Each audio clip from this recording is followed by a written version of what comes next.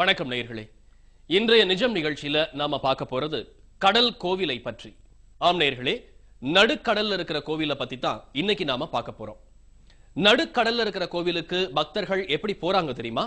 பொதுவா கடலுக்குள்ள போறதுக்கு ஒரே வழி படகு மட்டும்தான். ஆனா இந்த நடுக்கடல் கோவிலுக்கு பக்தர்கள் நடந்துதான் போறாங்க. குஜராத் மாநிலம் பாவ்நகர் மாவட்டத்துல இருக்கிற கோலியாக் அப்படிங்கிற இடத்துல தான் இந்த அதிசயம் நாள்தோறும் நடக்குது. எனது கடலுக்குள்ள நடக்கிறதா? எப்படி சாத்தியம்னு நினைக்கிறீங்களா? குஜராத் மாநிலம் கோலியாக் கடலில் நாள்தோறும் சின்ன குழந்தைகள் முதல் பெரியவர்கள் வரை எந்தவித அச்சமும் இன்றி சாறை சாறையாக நடந்து போய் வழிபடுறாங்க. நடுக்கடலில் நடக்கும் இந்த அதிசயத்தை பற்றிய நமது நிஜம் குழுவின் படப்பிடிப்பை இப்போது பார்க்கலாம்.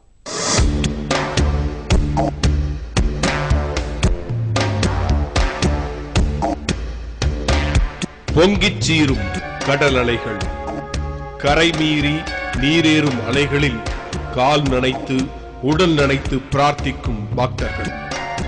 கடலுக்கு நடுவே தூண் ஒன்றும் கொடி பறக்கும் கம்பமும் விசித்திர காட்சியாக விரிகிறது. இது குஜராத் மாநிலத்தின் பாவ்நகர் மாவட்டம் கோலியாக் கிராமத்தின் கடலோரத்தின் காலை நேர காட்சி. ஒவ்வொரு நாளும் பெரும்பாலும் காலை நேரங்களில் இப்படித்தான் காட்சி தருகிறது கோலியாக் கடல். எத்தனை அடி ஆழம் இருக்குமோ என யூகிக்க முடியாத பெருங்கடல். எப்போது வேண்டுமானாலும் நடுக்கடல் தூணும் நடுக்கடல் கம்பமும் மூழ்கலாம். வந்து குவிந்து கொண்டே இருக்கும் பக்தர்கள் கடலில் நீராடி தூணும் கம்பும் இருக்கும் இடம் நோக்கி வழிபடுகின்றனர். வழிபாட்டை முடித்துவிட்டு எவரும் திரும்பி போகவில்லை. வருகை தந்திருக்கும் பக்தர்கள் ஏதோ ஒன்றுக்காக நீண்ட நேரம் காத்திருக்கிறார்கள். கயிற்று கட்டிலில் ஆங்காங்கே அமர்ந்து நடுக்கடல் தூணையும் கம்பத்தையும் வைத்த கண் வாங்காமல் பார்த்து கொண்டிருக்கின்றனர். પુરાતન કાળથી આ એક એવી જગ્યા કે હમણાં મહંશ્રીએ વાત કરી એ મુજબ நாம நிக்கிற இந்த இடம் புராண கால பெருமை கொண்டது. சிவன் பாண்டவர்கள் ரூபத்தில் காட்சி தர இடம். பாண்டவர்களால் கட்டப்பட்ட கோயில் கடலுக்குள் இருக்கு. இங்க நீங்க பார்க்குற கடலுக்குள் இருக்கிற கம்பு, தூணி சுத்தி இருக்கிற கடல் தண்ணி கொஞ்சம் கொஞ்சமா உள்ள போகும். தர்மம் செஞ்ச எல்லோருக்கும் எல்லாமே கிடைக்குங்க. இங்க வந்து சிவனை தரிசிச்சா மோட்சம் கிடைக்கும். தண்ணி உள்ள போறதுக்கு தான் நாங்க காத்துக்கிட்டு இருக்கோம். இந்து மதத்தை பொறுத்த வரைக்கும் செத்து போற ஒருத்தரை எரிச்சு சாம்பலை சிவலிங்கம் மேல போட்டா மோட்சம் கிடைக்கும்னு நம்பிக்கை இருக்கு. இங்க இருக்கிற சிவலிங்கம் மேலேயும் சாம்பலை நிறைய பேர் வந்து போடுறாங்க. இந்த ஸ்தலத்துல யார் வந்து வழிபட்டாலும் அவங்களுக்கு நிச்சயம் மோட்சம் கிடைக்குங்கிற நம்பிக்கை இருக்கு. இந்த நம்பிக்கையின் அடிப்படையில் தான் கோலியாக் ஸ்தலத்துக்கு ஏராளமானோர் வந்து போறாங்க. கடல் தண்ணி உள்ள போற வரைக்கும் காத்திருந்து வழிபட்டுட்டு தான் போவோம். கடலுக்குள் தெரியும் தூண் இருக்கும் இடத்தில் கொடிக்கம்பம் மட்டுமே தெரிகிறது.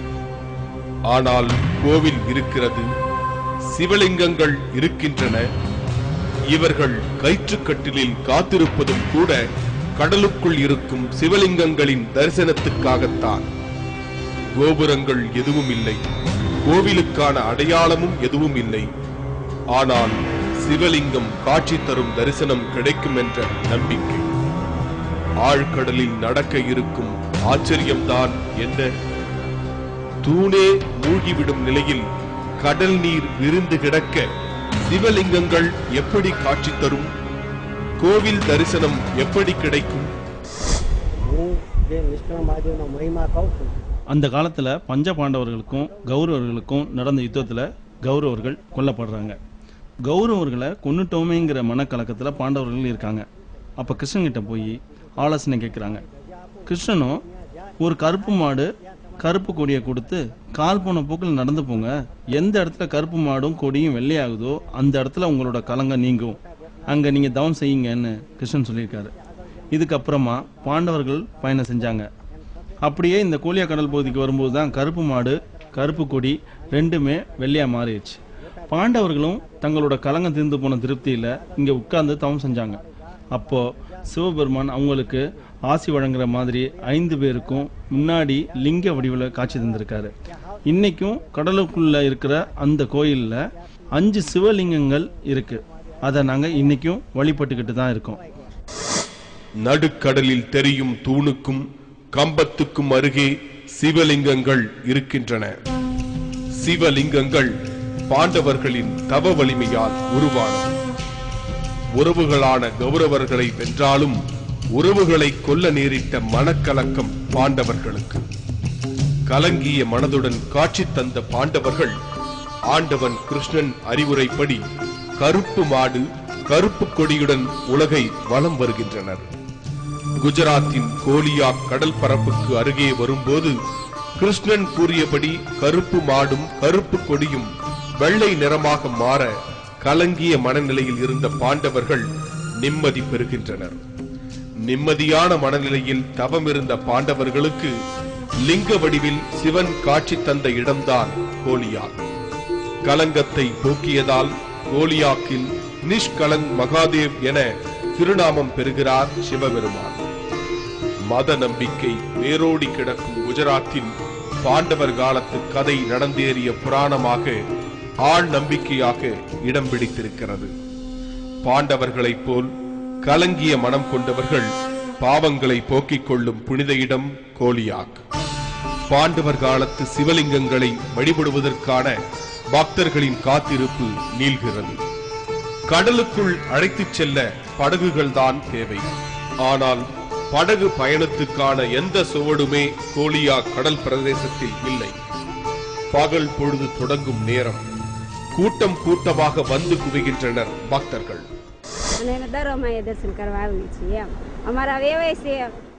ஒவ்வொரு அமாவாசை அன்னைக்கும் தரிசனத்துக்காக நாங்க வருவோம்.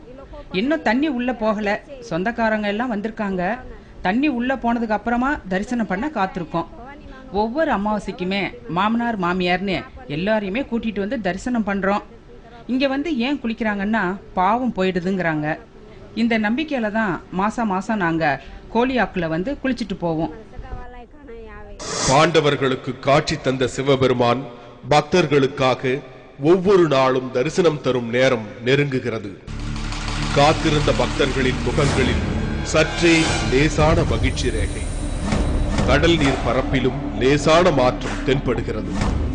தூணும் கம்பமும் இருந்த இடத்துக்கு நேரே கரையோரும் சீறிக்கொண்டிருந்த அலைகள் சினம் தணிந்தது போல் ஓயத் தொடங்குகிறது. கயிற்று கட்டிலில் காத்திருந்தவர்கள் அலை ஓயும் இடத்தில் குவிகின்றனர்.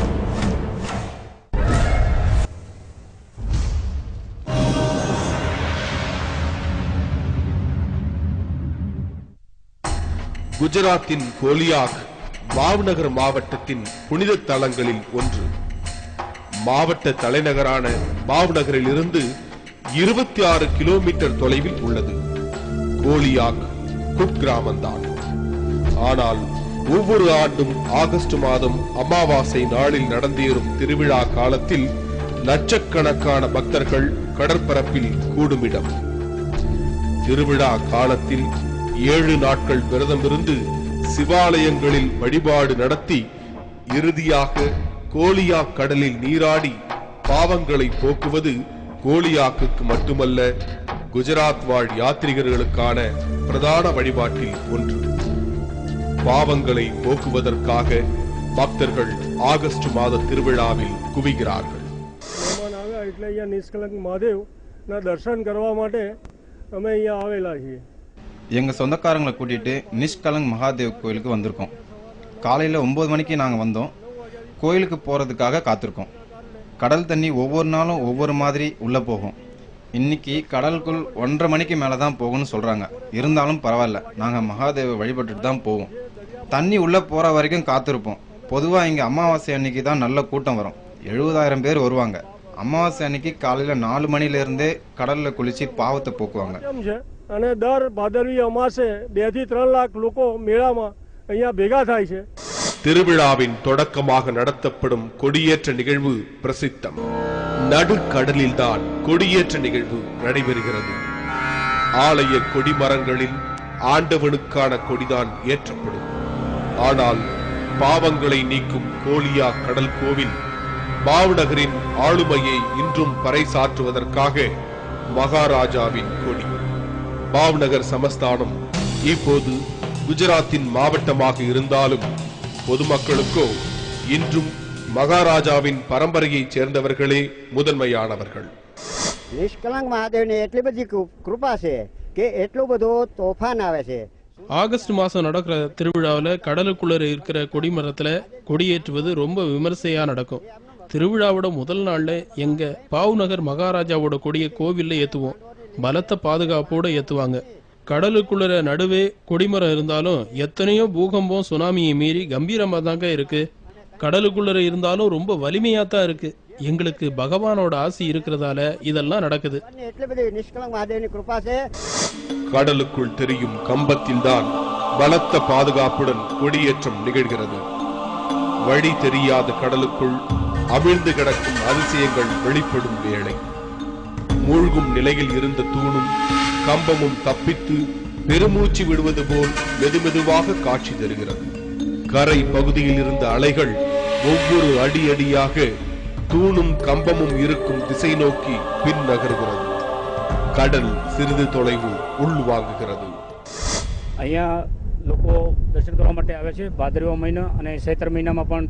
நான் கோலியாக்கில் 15 வருஷமா கேமராமேனா இருக்கேன். தினமும் யாத்ரீகர்கள் வந்துட்டு தான் இருப்பாங்க. அமாவாசை நாளில் கூட கூட்டம் ரொம்ப அதிகமாக இருக்கும். கோலியாக்கில் கடல் தண்ணி தினமும் உள்ளே போகும். குறிப்பாக மகாதேவ் கோயிலில் இருக்கிற இடத்துக்கு பாதையை போட்டு கொடுக்கறது மாதிரி தான். மெதுவாக தண்ணி உள்ளே போக போக பல மணி நேரம் ஆகும். அது வரைக்கும் யாத்ரீகர்கள் காத்துக்கிட்டு தான் இருப்பாங்க. முழுசாக தண்ணி வடிஞ்ச பிறகு பூசாரியும் யாத்ரீகர்களும் போய் நடுக்கடல் கோயிலில் பூஜை செய்வாங்க. குறிப்பிட்ட சில மணி நேரம் மட்டும்தான் பூஜைங்கிறதுனால அந்த நேரத்தில் நிறைய பேர் வருவாங்க. தண்ணி மறுபடியும் திரும்பி வர இரவு 10 மணி ஆயிடும். ஆனால் 7 மணிக்கே கோயில்கிட்ட 3 ஆள் உயரத்துக்கு தண்ணி வர தொடங்கிடும். கொஞ்சம் ஜாக்கிரதையாகவே எல்லாரும் திரும்பி வந்துருவாங்க. இதுவரைக்கும் எந்த அசம்பாவிதமும் கோலியா கடல் கோயிலில் வந்ததே கிடையாது. ભાવનગર થી બાજુના ગામ માનણકા કે જ્યાં ભૂપત બાપુનો એક આશ્રમ છે. எங்க பையன் இறந்துட்டான். அவனோட அஸ்தியை எடுத்துக்கிட்டு இங்க வந்திருக்கோம். இந்த மகாதேவோட கடல்ல அஸ்தியை கரைச்சிட்டா எங்க பையன் பகவான் கிட்ட போயிடுவான். அஸ்தியை கரைச்சி பையனுக்காக நீராடிட்டோம். என் மனைவிக்கு உடல்நிலை சரியில்லைனாலும் அவளும் கூட மகாதேவ் இருக்கிற கோலியா கடல்ல குளிச்சா. இந்த மாதிரி நம்பிக்கை காலங்காலமா எங்க எல்லார்கிட்டயுமே இருக்கு. கடல் மணல் பரப்பு வினோதமாக இருக்கிறது. வெண்மணல் கொண்ட கடலை கண்ட கண்களுக்கு கலங்கலான மண் காட்சி பொருளாக தெரிகிறது. கால் புதைய நடந்த கால்கள் தயக்கத்துடன் கடல் மணலில் காலை வைத்தால் அடுத்த ஆச்சரியம். கடற் மணற்பரப்பு சீராக திண்மமாக காட்சி தருகிறது. சீரிய கடல் அலைகளும் பெரும் நீர்பரப்புமாக தென்பட்ட கடல் இப்போது காணவில்லை. கடல் நீர் உள்ளே போக போக கடலுக்குள் பக்தர்களும் அலைகளை பின்தொடர்ந்து கடலுக்குள் நடக்கின்றனர்.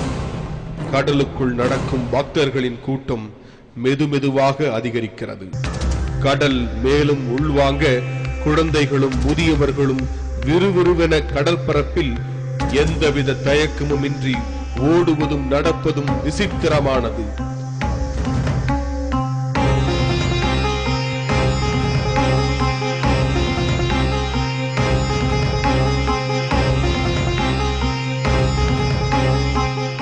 உள்வாங்கிய கடலை பின்தொடர்கின்றனர் பக்தர்கள்.